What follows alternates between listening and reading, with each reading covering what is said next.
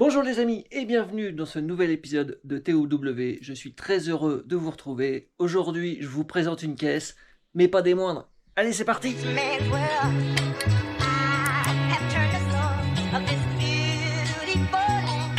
Aujourd'hui les amis, je vous présente une caisse exceptionnelle. Peut-être bien la plus belle pièce de ma collection. La Grasshopper. Mais avant de vous présenter la caisse en détail, on va remettre un peu de contexte. Alors si on reprend vraiment tout depuis le début, ça fait quand même pas loin de 20 ans que je suis dans le milieu de la VV. Forcément tu passes par la case rasso de cox, de combi et tout, où tu rencontres plein de gens, tu te fais des amis. Et au fil des années, tu crées franchement des amitiés très solides.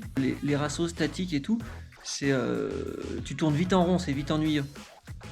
Tu passes des bons moments, parce que tu retrouves toujours des mêmes potes et tout, donc c'est jamais désagréable, mais c'est vrai qu'au bout d'un moment, tu y fais pas grand chose de plus qu'un barbecue que tu pourrais faire chez toi.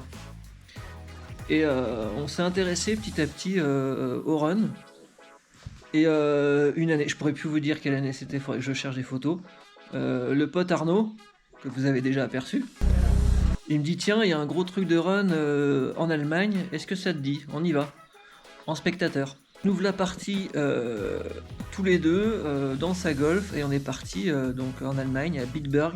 C'était les grandes années du Das Drag Day qu'on regrette tous d'ailleurs. Et on y a été et c'est bien beau d'être spectateur, mais est-ce qu'on pourrait pas être acteur aussi?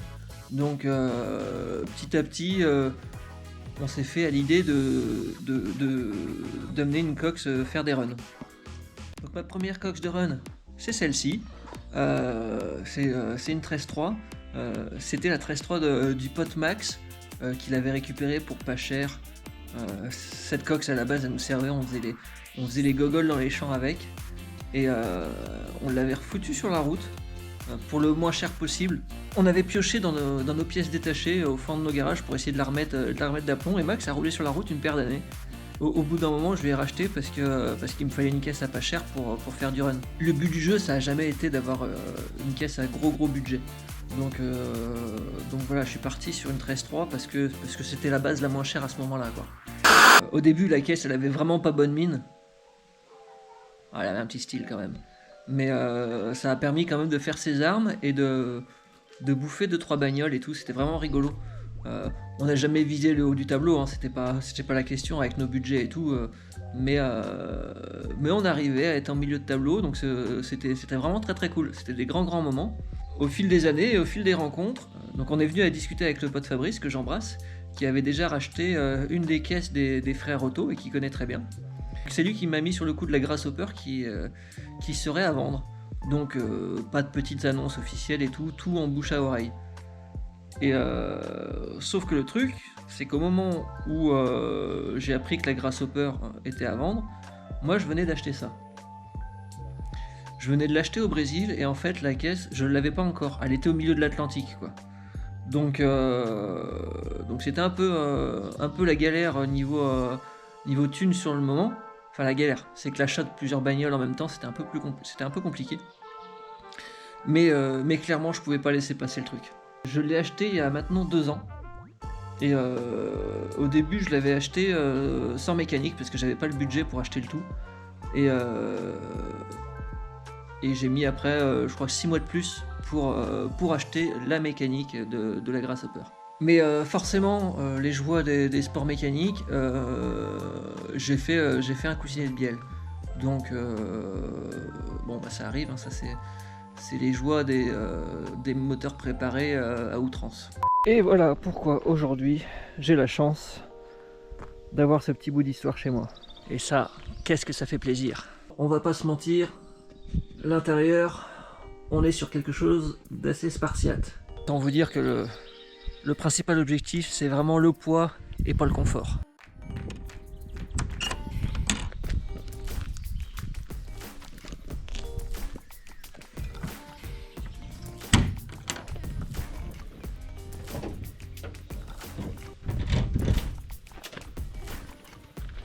Je vous ai déjà parlé de la cure d'amaigrissement.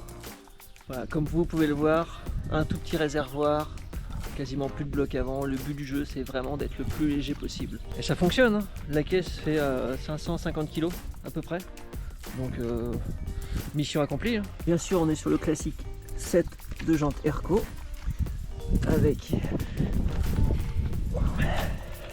les petits slick MH qui vont bien. Si tu veux du grip, il n'y a rien de tel. Là tu peux y aller. On est chargé en paillettes. C'est con, il n'y a pas de soleil parce que le rendu est quand même plus sympa au soleil. Oh bordel, ça résonne, on se croirait dans une église. Donc dans la caisse, rien de foufou. Le compteur d'origine, le contour. Et puis bon, bah deux, trois petites signatures de grands noms, hein. Donc forcément, je vous cache pas que la caisse marche très très fort.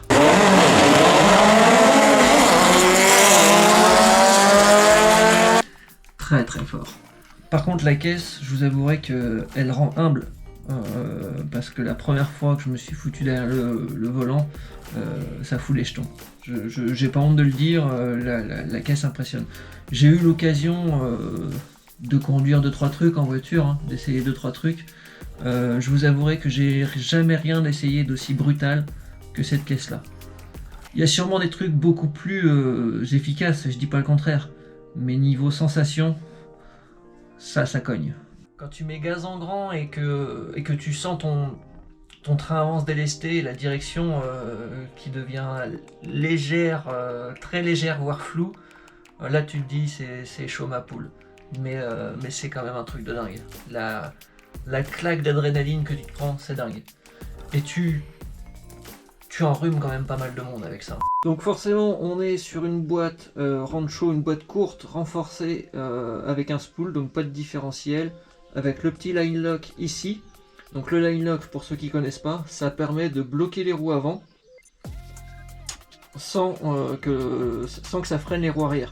Donc ça permet de burner pour faire chauffer les pneus. C'est vrai que le burn, il y a un côté spectacle, hein, à chaque démarrage de run, mais comme je vous disais, ça permet aussi de chauffer les pneus pour la simple et bonne raison que les couvertures chauffantes, comme dans plein d'autres sports mécaniques, c'est interdit en drag. Là, c'est vrai qu'on se rend pas bien compte parce que les pneus sont bien gonflés pour le stockage et le transport, donc là ils sont bien gonflés, mais en temps normal, quand je roule avec 800 grammes, entre 8 et 900 grammes. Donc là en fait le pneu il est carrément écrasé quoi. Et c'est vraiment pour favoriser le grip.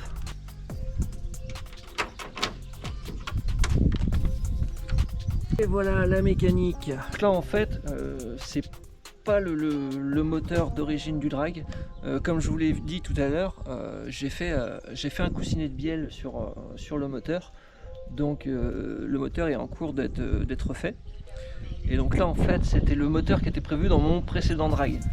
Donc c'est un 2054 cm3, Péculasse 0,44, un Racam Engel 130 et une paire de 48 IDA. Et ça marche déjà correctement. Vu que j'avais eu le moteur du drag, ce moteur là je l'avais changé un peu de destination à la base. Donc c'est un moteur qui est un peu plus routier. Donc j'avais pris un Abracam un peu plus linéaire pour éviter que la boîte se prenne des grosses tartes dans la gueule. Sachant que ce moteur là, il va aller dans ma 65. Mais ça c'est pour bientôt. Bon allez, c'est pas tout mais on va faire plaisir aux voisins. Oh, vous inquiétez pas, ils m'adorent.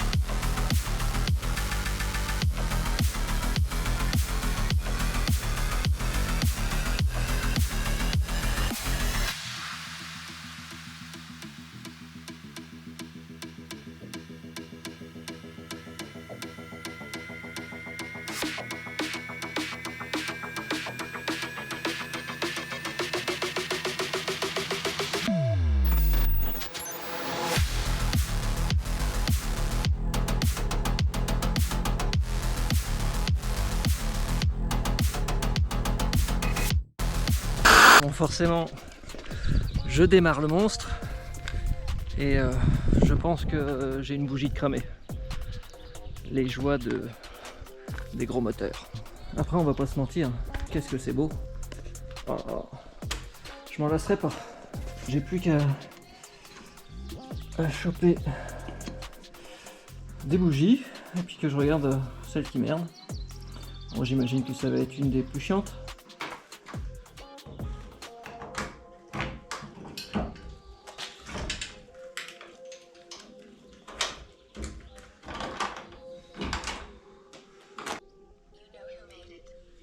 On est quand même sur un plaisir non dissimulé à chaque fois que je la vois.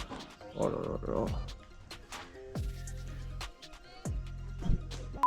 Ah oui, je vous avais pas dit que la caisse était connue. D'ailleurs, donc elle était en couverture de l'affiche du Bug-in de 2017. Et bah écoutez, si quelqu'un en a une à vendre, eh ben, qu'il fasse un petit commentaire. Ça m'intéresse.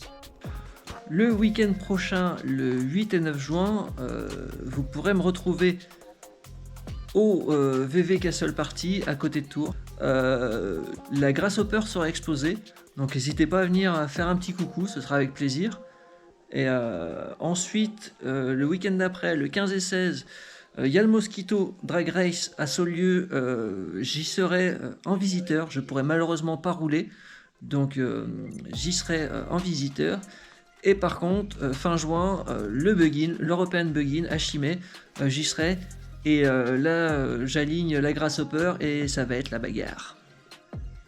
Et voilà les amis, c'est tout pour aujourd'hui. Merci à tous d'avoir suivi cet épisode. J'espère que ça vous a plu. N'hésitez pas à liker, à partager et à commenter. C'est super important pour le référencement. Je vous mets en description mes réseaux sociaux, Facebook et Instagram si vous voulez me rejoindre. Et je vous donne rendez-vous mercredi prochain 19h pour un nouvel épisode. Donc si tu veux rien louper, tu t'abonnes et tu cliques sur la petite cloche des notifications. Ciao, bisous!